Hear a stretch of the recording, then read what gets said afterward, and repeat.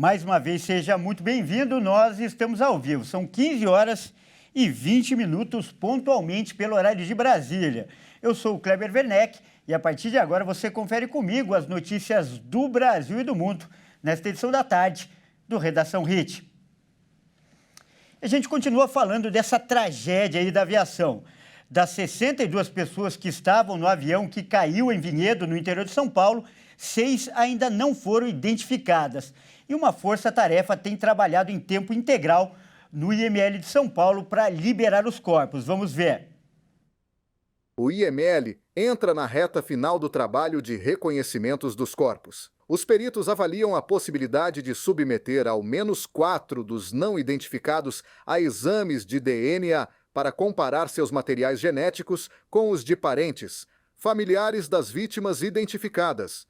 Já providenciaram os trâmites para as cerimônias de despedida delas em suas cidades. As identificações dos mortos foram feitas por reconhecimento de digitais e outros meios, como radiografias, exames odontológicos de arcadas dentárias, tatuagens. Das 62 vítimas do voo que caiu em São Paulo, pelo menos 34 moravam no Paraná. O IML aguarda documentos pessoais das vítimas não identificadas para fazer a liberação desses corpos para seus parentes. A Força Aérea Brasileira realizou, nesta quarta-feira, o transporte de mais 3 urnas funerárias das vítimas do acidente. O translado foi feito com a aeronave C-105 Amazonas, que decolou às 11h20 da manhã da base aérea de São Paulo para o aeroporto de Cascavel. Ontem, a FAB usou a aeronave KC-300 e 90 Millennium para o transporte de vítimas já identificadas para Cascavel. A Polícia Federal e a Polícia Civil também investigam separadamente as causas e responsabilidades pelo acidente. O Ministério Público acompanha as investigações. A companhia aérea afirmou em nota que o avião que caiu estava apto a voar e sem restrições. Olha, e todo mundo que acompanha essa tragédia, em algum momento já se imaginou, né? Dentro daquele avião que caiu no interior de São Paulo. Como deve ser essa sensação terrível de ver um avião caindo? O que acontece com as pessoas? Bom, para falar mais sobre esse assunto, nós vamos conversar agora com um especialista. O nosso convidado é o médico João Roberto Oba, ele que é presidente dos médicos, né, legistas do estado de São Paulo. Boa tarde, doutor. Seja muito bem-vindo. De antemão, quero agradecer aí a sua disponibilidade por ter aceitado o nosso convite. Boa tarde. Pois não, estou à disposição. Bom, doutor, foi noticiado aí amplamente, né, que as vítimas do avião, do voo, lá da Voo e Paz, morreram por politraumatismo. Então eu peço que, de uma forma mais didática, você explique para o nosso telespectador o que significa esse politraumatismo.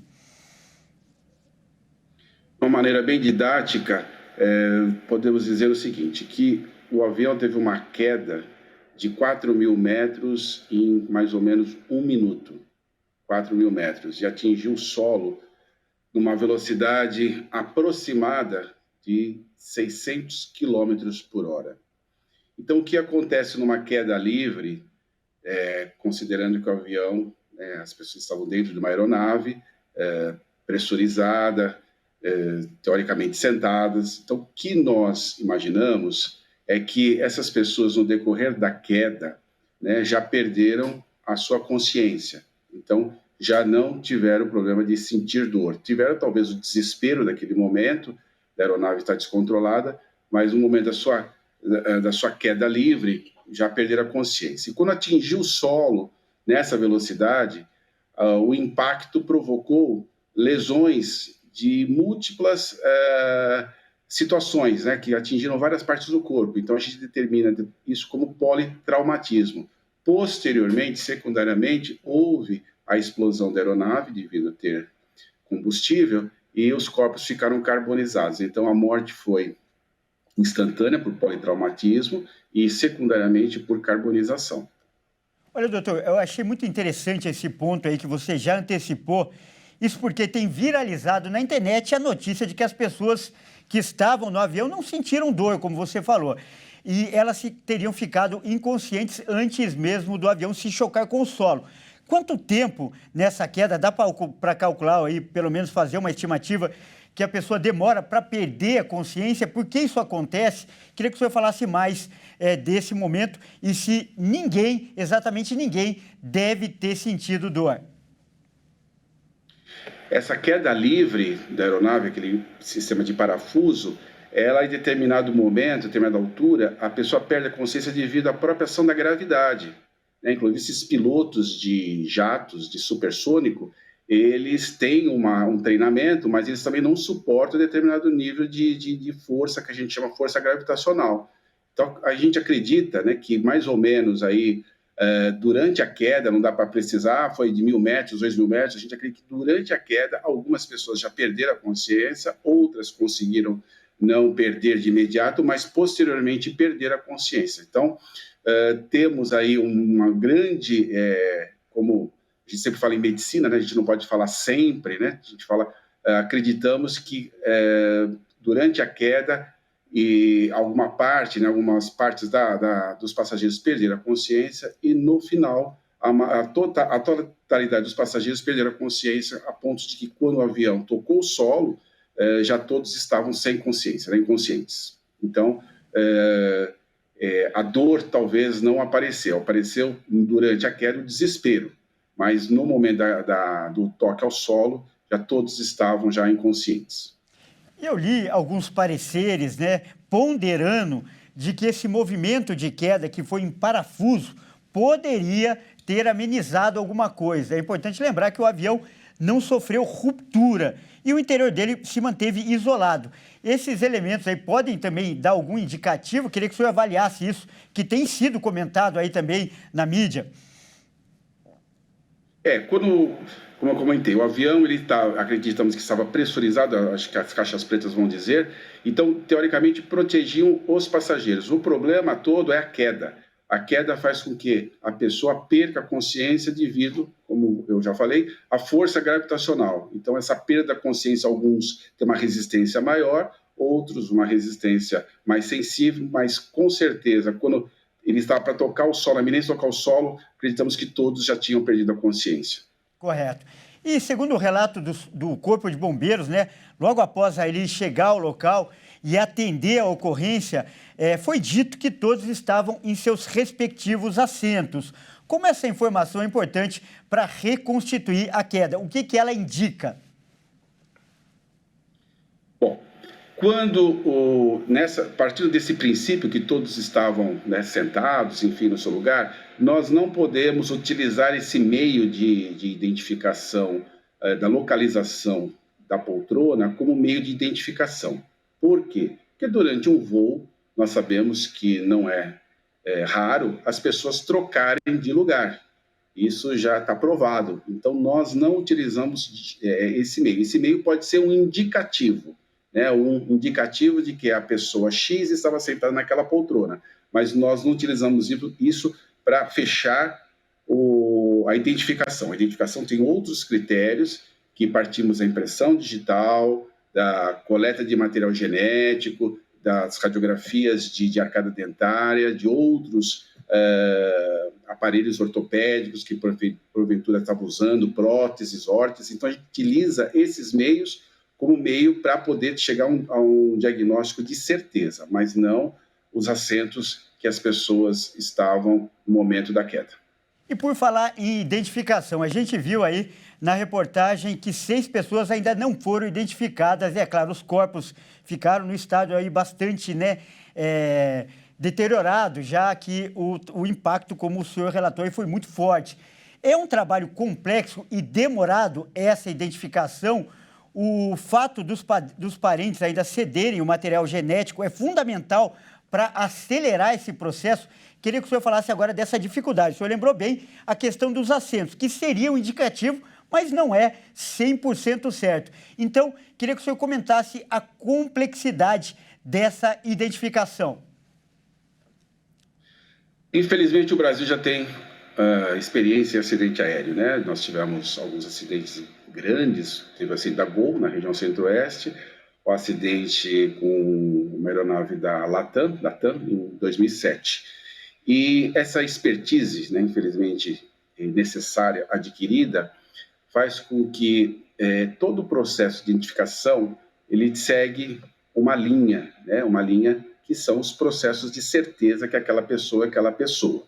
Tá certo? Partimos dos mais simples, não quer dizer que os mais simples sejam os menos fidedignos, pelo contrário, todos esses critérios são realmente de certeza que aquela pessoa é aquela pessoa, então partimos da impressão digital, coleta de impressão digital, para quem, no momento de que foi retirado esse corpo, ainda tinha as impressões digitais, acho que a grande maioria tinha ainda as impressões digitais, tá? Para poder ser feito o reconhecimento, e partimos para outros, por isso que são colocados postos avançados, foi colocado posto avançado em Cascavel, para coleta, né, os familiares levarem, né, alguma radiografia, alguma radiografia do dentista, para poder auxiliar nesse processo, e um posto avançado que foi feito no Instituto Oscar Freire, da Faculdade de Medicina da USP, para também coleta de material. Então, esses materiais todos, eles são confrontados. Eu vou já explanar uma coisa muito importante que as pessoas acreditam, né, quem não está habituado com essa temática, que a identificação, eu chego, colho o material, a impressão digital e falo aquela pessoa é aquela pessoa. Não, eu preciso ter um banco de dados. A impressão digital, como qualquer outro reconhecimento, ele tem que ser comparativo. O que seria isso? Eu preciso ter um banco de dados, por exemplo, impressão digital, existe uma coleta de material que nós fazemos, né, quando a gente faz a nossa... Agora não tem mais a carteira de identidade, é outro documento, mas, de qualquer maneira, a gente precisa fazer a planilha, né, dos 10 dedos da mão, e esses 10 dedos essa planilha fica arquivada no Instituto de Identificação em São Paulo. Esse instituto é que vai ser responsável para confrontar, numa coleta da impressão digital, confrontar se aquela impressão pertence àquela pessoa. Isso é o confronto. Então, é sempre comparativo. Por isso que precisamos colher material, ou de familiares, no caso para DNA, ou coleta de radiografias, algum exame que a pessoa tivesse feito, colocação de alguma prótese, para poder fazer essa comparação. Então, não é eu ler a impressão digital, não, essa impressão digital é da pessoa Y. Não, eu preciso de um comparativo e, para isso, eu preciso de um banco de dados. Doutor, eu quero agradecer muitíssimo a sua participação, que ajudou o nosso telespectador a entender melhor esse assunto tão técnico e tão complexo. Nós acabamos de conversar com o doutor João Roberto Oba, ele que é presidente da Associação dos Médicos Legistas do Estado de São Paulo. Doutor, mais uma vez, muito obrigado. Eu que agradeço. Obrigado e boa tarde. Grande abraço. E olha só, ainda falando sobre esse assunto, o presidente e cofundador da Voipaz se pronunciou sobre o acidente que vitimou 62 pessoas em Vinhedo há 5 dias. O comandante Felício afirmou se tratar de um momento de grande pesar para todos da empresa. O comandante afirmou que a Voipaz não está medindo esforços para prestar apoio aos familiares. Ele falou da realização de reuniões com parentes das vítimas, além da criação de um canal exclusivo para comunicação, para levar informações de forma correta e transparente. Ele também disse que, desde que assumiu a administração, a Voipaz atua pautada pelas diretrizes internacionais para garantir a segurança de todos. Toda a nossa equipe está voltada para garantir assistência irrestrita aos familiares das vítimas. Não estamos medindo esforços logísticos e operacionais para que todos recebam nosso efetivo apoio neste momento. Isso inclui transporte, hospedagem, alimentação, translado e todas as despesas pela qual nos responsabilizamos integralmente.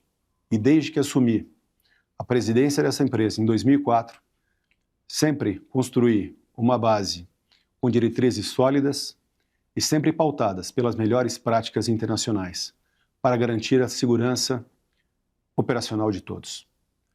A vida dos nossos passageiros, assim como dos nossos tripulantes, sempre foi e continuará sendo nossa prioridade número 1. Olha, a gente continua falando de transportes, só que agora terrestre. Um projeto que foi aprovado no Rio de Janeiro está causando muita polêmica. Isso porque a medida acaba com o limite da vida útil de um carro para trabalhar como táxi. O Anderson Nascimento vai contar para a gente, ele vai aparecer aqui, lá direto do Rio. Anderson, boa tarde, sempre um prazer recebê-lo aqui. Conta para a gente aí essa história, por favor. Boa tarde, Kleber, e boa tarde para você que nos acompanha. Exatamente essa mudança, esse projeto de lei que foi aprovado, votado na Assembleia Legislativa, muda um pouco a rotina de muitos profissionais de transporte. Não me refiro aos motoristas de aplicativos, mas aqueles famosos taxistas. Quem nunca teve a oportunidade ou a necessidade de tomar um táxi para chegar a algum lugar? Pois é. Até então, a partir do ano de 2010 para cá, os carros são dessa faixa de tempo que eles poderiam rodar como taxistas, né? Como táxi na cidade. O novo projeto que foi votado e aprovado na Assembleia altera essa data limite, ou seja, carros, veículos produzidos antes de 2010, se for aprovada a lei, poderão rodar na cidade fazendo transporte. A questão é que esse projeto de lei prevê os veículos anteriores a 2010 para que eles passem, é necessário que passem por uma vistoria anual para testar condições de conservação e funcionamento. Esse projeto foi aprovado com 38 pontos a favor e nenhum contra. A votação foi unânime para a aprovação do PL. Os argumentos usados pelos vereadores do Rio foram dois: a crise econômica mundial causada pela pandemia da Covid-19 e a concorrência com os motoristas de aplicativos.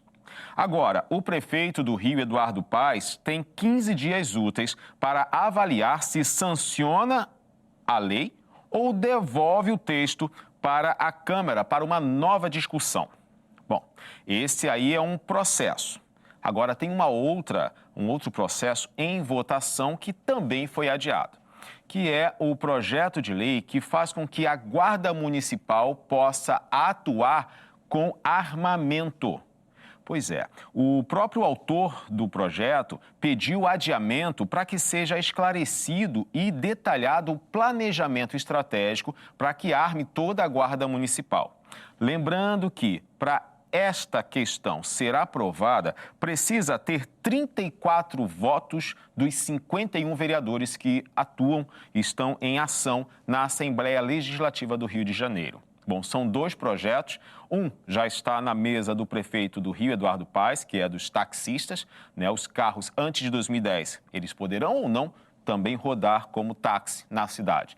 E o outro, que foi adiado, e possivelmente a gente vai voltar aqui trazendo as últimas informações sobre essa, porque armar a Guarda Municipal é uma mudança de rotina total na atuação deles e com a sociedade, mas esse foi adiado e a gente vai acompanhar para poder informar aqui para vocês. Kleber, é com você. Muito obrigado, Anderson. Olha, e como o Anderson acabou de falar, nós vamos ficar de olho. São dois projetos que são importantíssimos. E, inclusive, não são só problema do Rio de Janeiro, isso porque eles acabam sendo adotados também por outras cidades. Então, o Anderson vai continuar acompanhando. Bom, a gente muda de assunto agora, porque agora chegou a hora dos vídeos que viralizaram na internet. Vamos ver, então, essas histórias, esses vídeos que são destaque nas redes sociais. E olha só, nosso primeiro vídeo de hoje vai mostrar um boi completamente descontrolado. O animal invadiu um churrasco bem no Dia dos Pais e causou uma enorme confusão. Vamos ver o que aconteceu? As câmeras de segurança registraram o momento em que uma família celebrava na rua o Dia dos Pais, com um churrasco. De repente, todos começaram a correr para dentro de suas casas para fugir de um animal que passava correndo pela rua. Os encontros para a confraternização nas ruas aconteciam com frequência, mas nesse dia foi diferente. O boi invadiu logo após o meio-dia, durante o almoço. A dona da casa, Silvania Castelo Branco, estava sentada na cadeira com uma muleta e ficou tão desesperada com a situação que saiu correndo com uma das muletas e a outra deixou para trás. Ela disse que na hora você não pensa em nada e ainda fica paralisado. Por sorte, ninguém ficou ferido. Moradores informaram que o boi já estava solto há um tempo e foi visto em outras ruas antes da confusão. Após o tumulto, o animal fugiu agitado para outro pasto. Olha, e pelo jeito que ele estava bravo ali, o boi talvez fosse até algum parente, quem sabe até o pai dele que estava ali no espeto. Olha só, e vamos ver outro vídeo impressionante. Um homem viu um ladrão tentando roubar um carro. Até aí tudo bem. E então, tudo bem não, né? Porque estava roubando o carro. Mas ele ficou tão desesperado que foi lá correndo para impedir. Mas um detalhe chama atenção. Ele não colocou nem a roupa, saiu de cueca. Vamos ver. As imagens mostram um homem em uma tentativa de roubo de um veículo em Munhaçu, Minas Gerais. O ladrão arromba a porta traseira do carro e entra sorrateiramente para furtar alguns pertences. Minutos depois, o dono do veículo aparece usando apenas uma cueca vermelha e segurando um revólver. O ladrão sai do carro e os dois entram em confronto. O ladrão tenta pegar a arma do homem de cueca. Ele percebe que não vai conseguir pegar a arma, então corre. O homem faz o disparo. Não se sabe se o tiro acertou o assaltante, mas ele botou o ladrão para correr. Olha, eu digo que quem passou mais vergonha aí com certeza foi o ladrão, não foi o homem aí que foi defender o patrimônio dele. E olha só, vamos ver agora um caso na China que serve, aliás, de alerta para muitos pais. Uma criança conseguiu abrir a porta do carro em movimento e caiu no meio da rua. Olha só esse vídeo. As imagens mostram o trânsito de uma rua na China. O carro cinza faz a curva quando, de repente, a porta traseira se abre e uma criança cai no meio da rua. A caminhonete, que estava logo atrás, para imediatamente e buzina para chamar a atenção do carro. Logo em seguida, o motorista da caminhonete sai e vai acudir a criança, pega o brinquedo no chão e aguarda o retorno dos pais. Felizmente, a criança não se feriu, mas serve de alerta para os pais. O cuidado com as crianças nunca é demais. Olha, como foi dito aí no fim da reportagem, todo cuidado é pouco com criança. Com certeza não estava com cadeirinha, se tivesse também não estava bem presa. E é claro, a porta aberta, porta traseira com criança, tem que colocar aquela trava que é para bebê, para criança mesmo, né? E a gente viu aí uma série de erros. Bom, e esse último vídeo mostra um helicóptero de emergência pegando fogo, né? E isso aconteceu em um campo de futebol, quando ele tentava decolar. Por sorte, ninguém morreu. O caso aconteceu no último sábado na Espanha. Vamos ver. Um helicóptero de emergência que havia pousado num campo de futebol, no estádio em Cabra, na província de Córdoba, Espanha, sofreu uma pane, começando a pegar fogo quando se preparava para decolar após resgatar uma pessoa. Estavam a bordo o piloto, um médico, um enfermeiro, o paciente e o tripulante. Todos os ocupantes ficaram feridos. O paciente tinha sido resgatado após um infarto e teve o quadro agravado por conta do acidente, porque estava preso na maca quando as chamas começaram. Após o acidente, a partida de futebol de um campeonato regional precisou ser cancelada. Ainda não se sabe a causa da pane. Policiais que estavam no local para fazer a segurança do jogo ajudaram no resgate antes da chegada do Corpo de Bombeiros. Olha, e nós estamos vivendo um momento que todo acidente aéreo chama atenção, nos deixa preocupado. Felizmente, a gente viu aí que nada de pior aconteceu. Bom, eu mudo de assunto agora para trazer os destaques internacionais e lembrar que hoje faz 3 anos que o regime do Talibã conquistou o poder no Afeganistão. E esse regime é marcado por uma ditadura rigorosa e muitas vezes violenta, principalmente contra as mulheres. Os talibãs celebraram o 3º aniversário do seu retorno ao poder no Afeganistão, com um desfile militar na antiga base americana de Bagram. Centenas de convidados compareceram à base, que fica a 50 quilômetros de Cabul. O desfile, de mais de 1 hora de duração, contou com helicópteros, caminhões, lançadores de foguetes e blindados de origem soviética, mas também com equipamentos americanos recuperados pelos talibãs após sua vitória relâmpago em 2021. Em um discurso ao público, o primeiro-ministro afegão Hassan Akhund defendeu a manutenção das políticas islamistas aplicadas até o momento, muito criticadas pela comunidade internacional. Em 15 de agosto de 2021, os talibãs entraram em Cabul, o que provocou a fuga do governo e o colapso da coalizão ocidental liderada pelos Estados Unidos, que havia expulsado o grupo do poder 20 anos antes. A vitória é celebrada um dia antes, seguindo o calendário afegão e persa. Após o desfile em Bagram, as celebrações continuaram no estádio Ghazi, na capital Cabul, onde centenas de homens com capacetes e camisas brancas participaram em exibições de boxe e luta. Nenhuma mulher participa das celebrações e até mesmo as jornalistas foram proibidas de cobrir o aniversário. Os talibãs aplicam a lei islâmica de forma extremamente rigorosa. Em 3 anos de governo, o grupo restringiu severamente a liberdade das mulheres, que estão cada vez mais afastadas dos espaços públicos. Depois de 3 anos de administração talibã, o Afeganistão continua sendo um dos países mais pobres do mundo, com elevado índice de desemprego e uma grave crise humanitária. Nenhum país reconheceu o governo talibã devido às suas políticas contrárias às liberdades das mulheres, excluídas do mundo do trabalho e das salas de aula. E agora nós vamos mostrar para você que nos assiste um conteúdo exclusivo. Isso porque nós conversamos com um ex-militar do Afeganistão.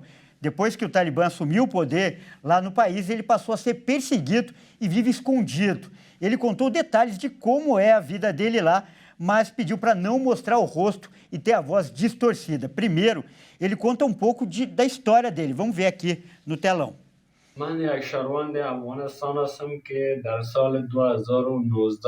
Eu sou um cidadão do Afeganistão e em 2019 entrei na Academia de Oficiais Marshal Fahim. A academia estava sob controle da Inglaterra quando eu me formei na escola. Fiz o exame da Academia Militar Marshal Fahim, os exames acadêmicos e tudo foi conduzido pelo governo do Afeganistão e pelo governo da Inglaterra. Passei no exame. Entrei na Academia Militar em 2019. Nosso curso de treinamento militar durou 24 meses devido ao corona. Me formei na academia em 2021.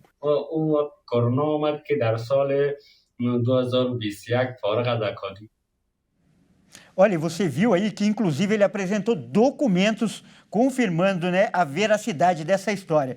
E o ex-militar também contou que foi interrogado e até torturado pelo Talibã, sendo mantido por mais de uma semana sem comida e sem água. E deu mais detalhes de como tudo acontece, de como essa tortura acontece lá. Vamos ver?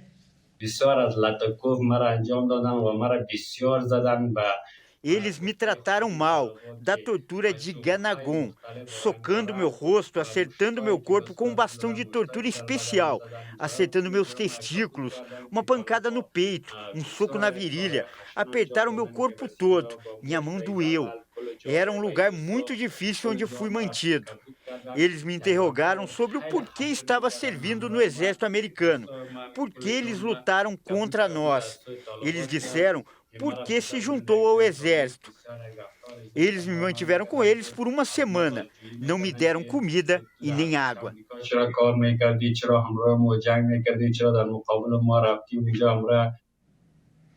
Olha, realmente é um relato muito forte. E ao final da entrevista, o ex-militar fez um pedido de ajuda para fugir do Afeganistão e também, é claro, do Talibã. Ele busca auxílio aqui no Brasil para mudar de vida. Vamos ver esse clamor dele.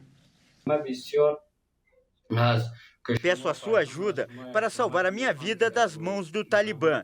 Me ajude a sair do Afeganistão e a buscar refúgio no Brasil e começar uma nova vida. Obrigado. Olha, a gente deseja para ele toda a sorte, que ele consiga sair dessa situação e que as autoridades brasileiras também possam ajudar de alguma forma. Vamos mudar de assunto agora, falar do Brasil, porque o país deve ter uma queda de 20 milhões de toneladas na safra 2023-2024, a safra de grãos. E quem vai contar essa história, nós vamos agora direto ao Mato Grosso do Sul, falar com a repórter Lilian Heck. Ela vai explicar o motivo dessa queda. Vamos falar com ela aqui. Boa tarde, Lilian. Boa tarde, Kleber, a todos que nos assistem. Esta redução de mais de 20 milhões de toneladas está diretamente relacionada às perdas na produtividade das lavouras, dos mais diversos tipos de grãos, devido às adversidades climáticas. E quem está aqui comigo para explicar o que aconteceu é o engenheiro agrônomo Ângelo Ximenes, que é produtor rural e presidente do Sindicato Rural aqui de Dourados, cidade mais afetada de Mato Grosso do Sul. Boa tarde, Ângelo. Quais são as adversidades que levaram a essa quebra tão significativa de grãos no país? A principal adversidade climática já iniciou desde a semeadura da soja, né? Quando você faz a semeadura da soja, termina o vazio sanitário aqui em setembro, o produtor rural conseguiu só fazer em outubro, novembro. Isso fez com que o ciclo da cultura só fosse colher em fevereiro e março. Isso já atrasou o período de semeadura do milho safrinha, então já iniciou plantio tardio. E também com pouca umidade que ocorreu no plantio. Então a germinação foi desuniforme e durante todo o ciclo da cultura do milho teve estresse hídrico, falta bastante de umidade. Agora, Mato Grosso do Sul tem um dos índices que está muito acima da média nacional na quebra do país, que é de 6,6%. Aqui no estado chega a quase 30%. O que é que aconteceu aqui em Mato Grosso do Sul para que acontecesse essa situação? Realmente é isso, né? É o estresse hídrico que aconteceu.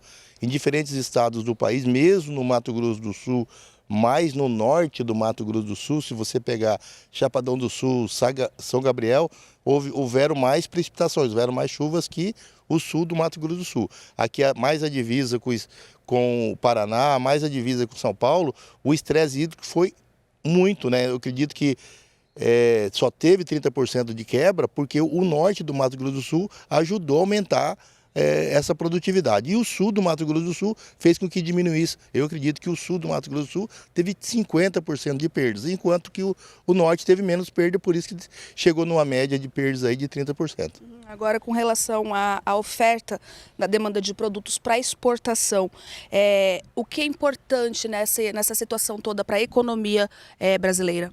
Hoje a oferta de produto, né? Enquanto no hemisfério norte nós estamos colhendo aqui, no caso a soja, nós aqui estamos colhendo milho safrinha e fazendo a semeadura da soja.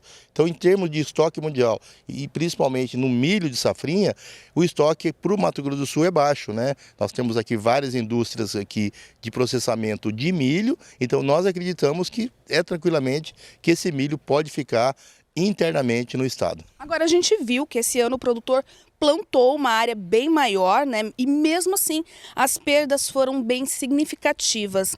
A produção despencou. Então, como que o produtor pode se preparar para as próximas safras? Quais são as principais preocupações? Uma das principais preocupações que tem na cultura de inverno, na safrinha, é o produtor fazer a semeadura do milho excepcionalmente ou somente no mês de fevereiro. Não extrapolar para o mês de março, porque toda vez que extrapola para o mês de março, nas diversas regiões, afeta ou com geada ou com estiagem, né? Principalmente a estiagem. Então o produtor deve fazer a área de milho safrinha, aquela área realmente que ele consegue fazer a semeadura no mês de fevereiro. E as outras áreas que sobrarem para o produtor, culturas alternativas, né? Culturas tipicamente de inverno, que o risco, tanto com a falta de chuva quanto a temperaturas baixas, é bem menor. Ok, Ângelo, eu agradeço as suas informações. Eu volto contigo, Kleber.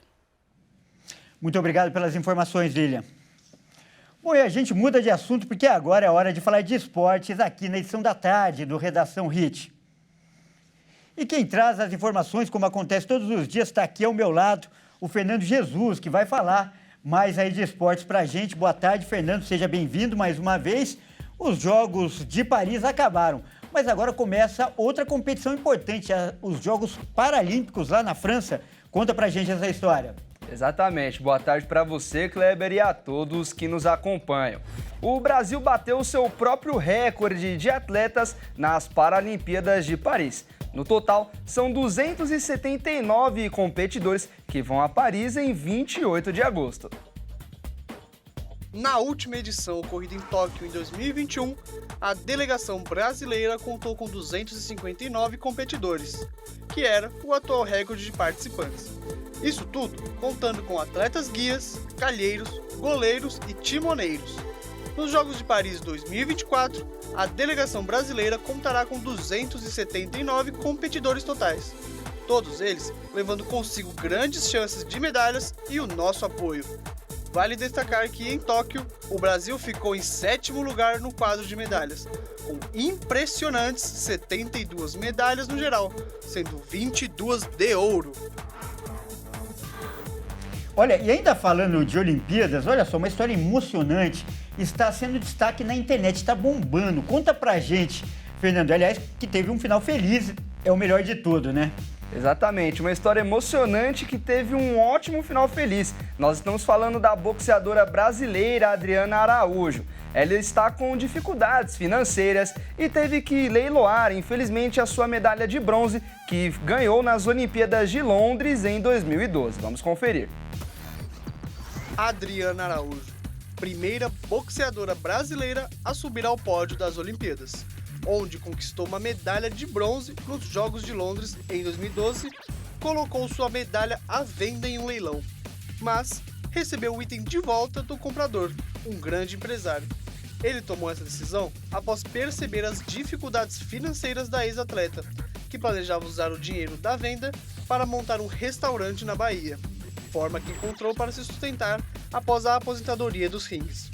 Mas o empresário não apenas devolveu a medalha, como também resolveu investir o dinheiro que seria utilizado para comprar o item, na estruturização de uma academia de boxe para a ex-atleta em São Paulo. A Adriana chegou a comparar que o sentimento de ter a medalha de volta foi como se a tivesse conquistado de novo, e também que vai usar a oportunidade da academia como uma forma de retribuição ao esporte que deu tanto a ela. E que bom que ela conseguiu ficar com a medalha e essa história teve um final feliz. Verdade, Fernando, e fica o exemplo aí para outros atletas que estão fazendo sucesso no momento. Pensem no futuro. Obrigado, Fernando, e amanhã você volta com mais notícia aqui, trazendo as novidades, atualizando as informações do esporte, não é mesmo? Exatamente, amanhã eu volto para trazer as informações aqui no Redação Hit. Grande abraço e até amanhã. Até amanhã.